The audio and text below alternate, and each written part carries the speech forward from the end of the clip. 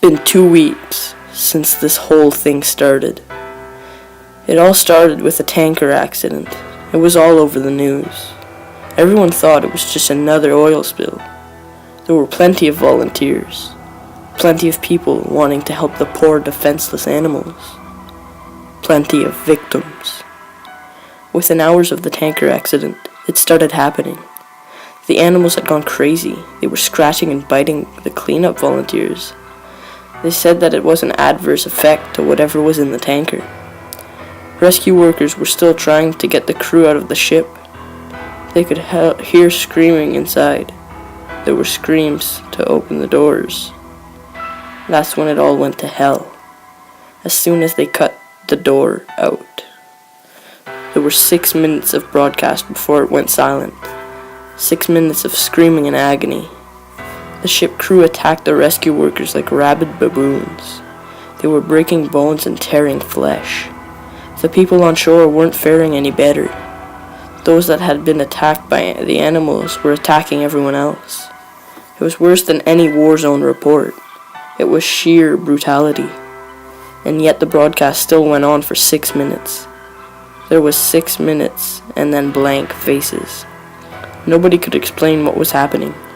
They tried to continue with the regular news, the economy, the weather, and a cute human interest story. But they couldn't make us unsee what we saw.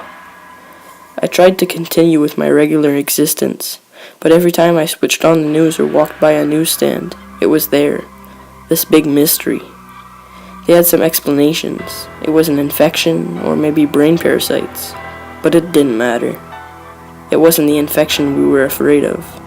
It was them. 4 days after the initial report, a state of emergency was raised. And yet, we've all seen this before. It's in every zombie movie, ever. People didn't know who to trust. People were stockpiling food and weapons. Some tried to flee, but it seems every zombie movie was right. They didn't make it. 3 days later, they arrived in my town. I expected moans, shuffling corpses, and dismemberment, but that's where the movies lied.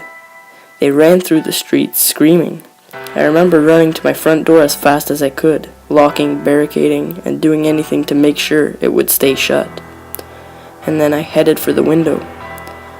I was on the second story and I could see the carnage. They were unstoppable. They were aware. A group of them made their way through a building across the street. They jumped straight through plate glass windows. Even the shards slicing through them made no difference. They just kept coming. My barricade wasn't going to hold.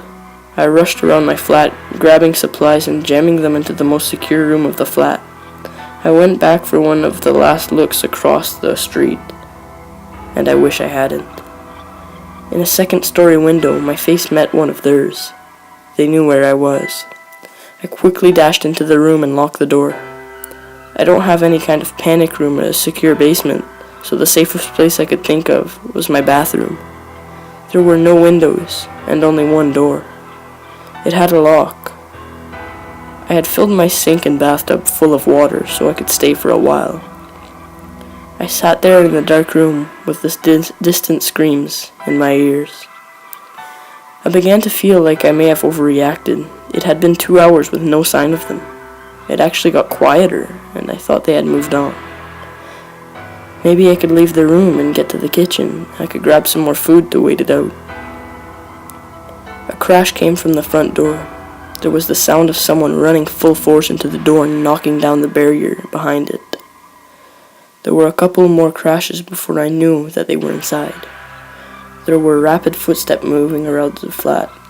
A couple of screams and then a bang on the wall beside me. My eyes were open to their widest. But even in the pitch-black darkness of the room, there was another bang, and then another. They knew I was in there, and they knew I was scared. This was the zombie nightmare I had been expecting from the start. I had nowhere to run. There was only so much time before they would break in. I sat with my back to the door, hoping the extra weight would make it harder for them to get in. Then it got worse. "Why don't you open the door?" There was a voice on the opposite side of the door. There were no screams or moans, just a quiet, whispery voice. Then more of them. "We've come for you. You'll be happier if you open the door. It's not so bad."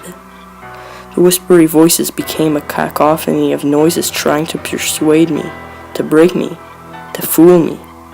I had heard that moaning of zombies would drive people insane, but this was way worse. A siren call.